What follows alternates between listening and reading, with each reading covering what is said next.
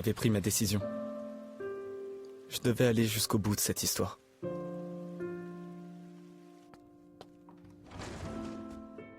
Tiens, fais les choses comme il faut et présente-lui nos condoléances.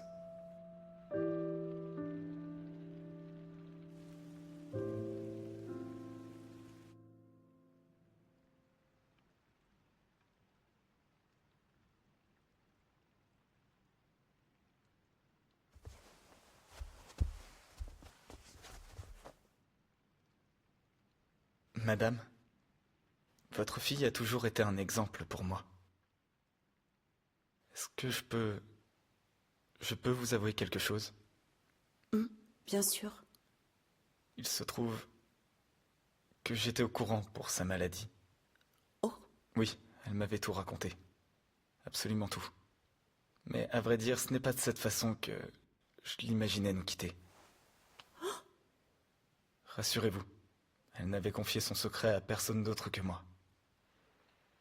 Mais ma visite n'a pas pour seul but de vous présenter mes condoléances. Je sais que lorsque sa maladie est survenue, Sakura s'est mise à rédiger un journal intime. Est-ce que je pourrais le lire? Ma maladie et moi. Alors c'était toi. Merci d'être venu. Si tu savais. Elle me manque tellement.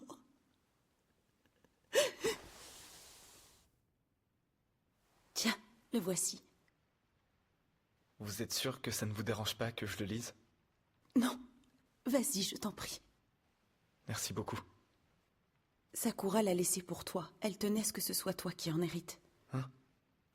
Lorsqu'elle était à l'hôpital, elle m'a demandé de transmettre ce journal au garçon qui viendrait m'en parler après sa mort. Elle m'a dit que c'était la seule personne à connaître l'existence de ce journal intitulé « Ma maladie et moi ». Elle m'a également prévenu que sa timidité et sa pudeur l'empêcheraient d'assister à ses funérailles, mais qu'il viendrait me voir plus tard pour me parler du journal. Merci. Merci du fond du cœur. Tu lui as tellement apporté. «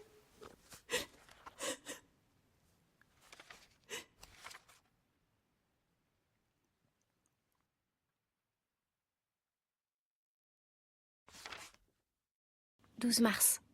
Combien de fois encore aurais-je la chance de voir fleurir les cerisiers ? 5 avril. Je suis en première, dans la même classe que Kyoko. 22 avril. Pour la première fois, j'ai parlé de ma maladie à un étranger. Il a trouvé mon journal à l'hôpital et s'est mis à le lire. J'étais très embêtée, mais ça n'a pas eu l'air de le perturber. Quel garçon étrange. Il est toujours seul, déconnecté du monde, comme s'il avait arrêté d'avoir des sentiments pour les gens. Pour être honnête, ça fait longtemps qu'il m'intrigue. Il est toujours planqué dans ses livres. Parfois, on dirait qu'il se bat en silence contre lui-même. Mais c'était cool de lui parler. Il est direct, et ça m'a tout de suite plu. Je sens qu'il est différent. J'aimerais qu'on devienne amis. Surtout maintenant qu'il connaît mon secret. Le barbecue était délicieux. On a passé une super journée. Je militerai jusqu'à ma mort pour le droit de manger des abats. Je me sens mieux quand je suis à ses côtés. Faire quelque chose d'osé avec un garçon qui n'est pas mon amoureux. Je finirai d'écrire à notre retour. Ce fut une journée magnifique et horrible à la fois. J'ai versé quelques larmes, toute seule. Aujourd'hui, j'ai pas arrêté. Retour à l'hôpital. Il est prévu que j'y reste 2 semaines. Mes analyses seraient bizarres. J'ai un peu peur. Non, il est temps que j'arrête de me mentir. Je suis terrifiée à l'idée de mourir. Mais je dois faire bonne figure. Ce n'est pas vraiment mentir que de faire ça. 24 juillet, il m'a grillée alors que j'étais en train de danser. Entre la honte et la joie de le voir, les larmes me sont montées. Je me suis cachée direct. Et ensuite, on s'est bien amusé. Ça m'a fait du bien. J'ai cru que j'allais encore me mettre à pleurer quand on s'est mis à parler de choses sérieuses. Et puis, Kyoko a débarqué. J'aimerais tellement qu'ils puissent s'entendre tous les deux. 28 juillet. Mon espérance de vie a diminué de moitié.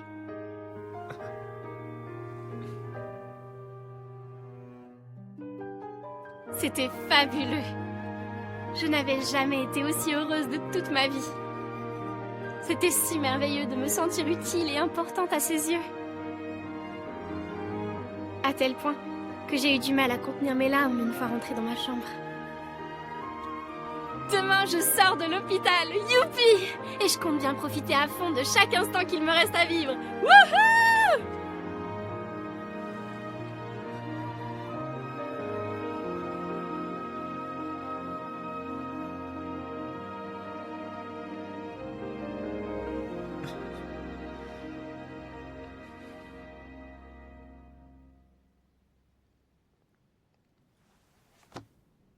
Je suis heureux d'avoir pu le lire.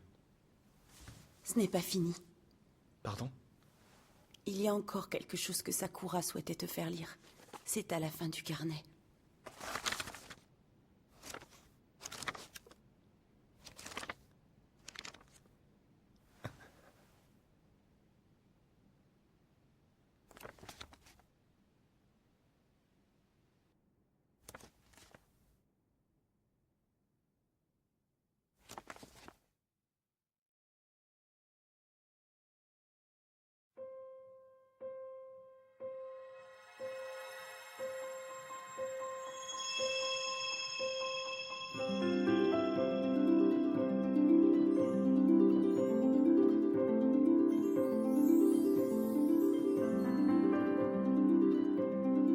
Tu vois, je n'ai jamais mentionné ton prénom dans mon journal, comme tu me l'avais demandé.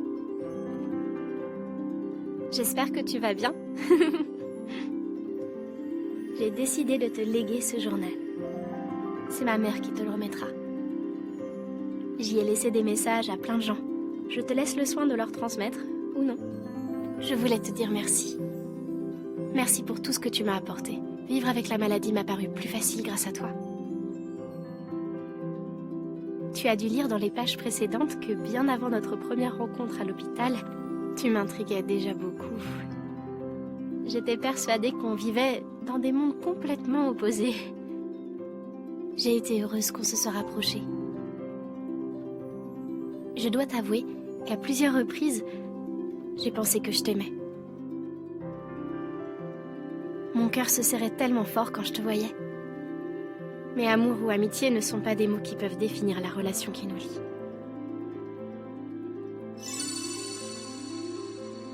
À présent, je vais te révéler la question que j'avais prévu de te poser lorsque nous avons joué à Action ou Vérité dans la chambre d'hôpital.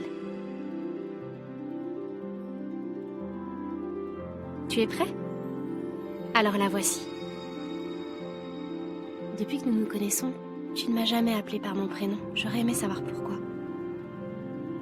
Craignais-tu que cela fasse de moi quelqu'un qui compte pour toi? Et si tu l'avais fait, tu te serais inquiété de l'opinion des gens au sujet de notre relation. J'ai raison, hein? Allez, avoue. Tu craignais donc qu'en m'appelant par mon prénom, je puisse m'imaginer qu'il se passait quelque chose de plus sérieux entre nous. Et sachant que j'allais mourir, tu as eu peur qu'on devienne amis ou peut-être plus, j'ai vu juste? Si oui, tu devras déposer une belle offrande sur ma tombe, d'accord? Mais est-ce que tu avais remarqué que je ne t'avais moi non plus jamais appelé par ton prénom? Je ne te reproche pas d'avoir été lâche. Tu m'admirais, mais tu étais trop timide pour me le dire. Tu sais, tu es quelqu'un de formidable. Tu te trompes.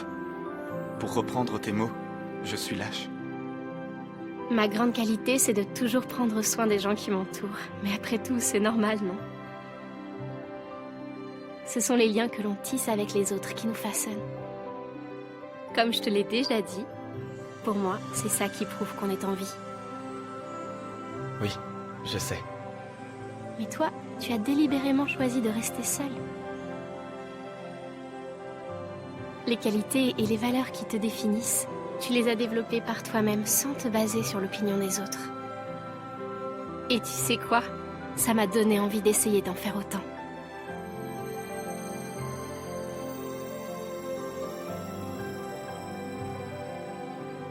Ce jour-là, ce jour où j'ai découvert que tu t'inquiétais pour moi, lorsque tu as déclaré vouloir que je vive, j'ai senti au fond de moi que j'étais unique, pour la toute première fois de mon existence.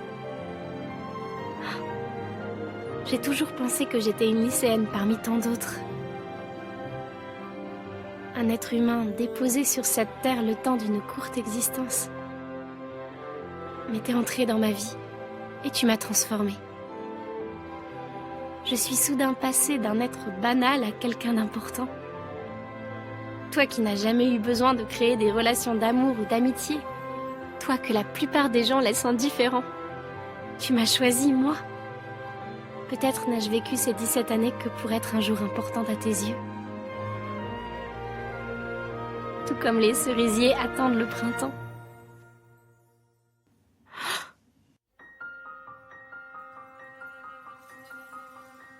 Tu es incroyable. Tu as le pouvoir de rendre quelqu'un heureux. Non, je ne suis pas celui que tu crois. Tu as pourtant essayé de m'écrire que tu voulais boire l'infusion de mes rognures d'ongles, non? Mais ce n'étaient pas les bons mots.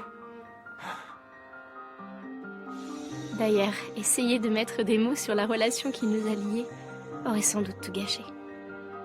Excusez-moi. Est-ce que vous avez gardé son téléphone? Mais j'ai quand même essayé. Tu vas peut-être trouver ça nul, mais j'aimerais beaucoup manger ton pancréas.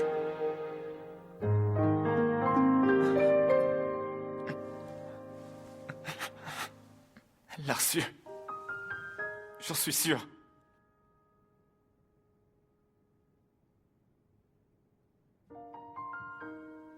Madame, Qu'y a-t-il? pardonnez-moi. Je sais que ça ne se fait pas, mais j'ai du mal à contenir mes larmes.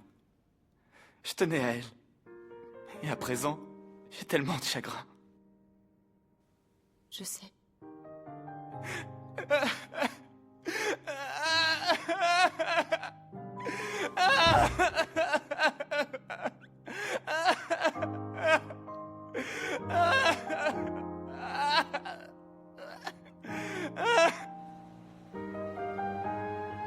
Je suis heureux que grâce à moi tu te sois sentie importante. Et aussi que mon message te soit parvenu. Au départ, tu l'as dit toi-même, nous n'avions rien en commun.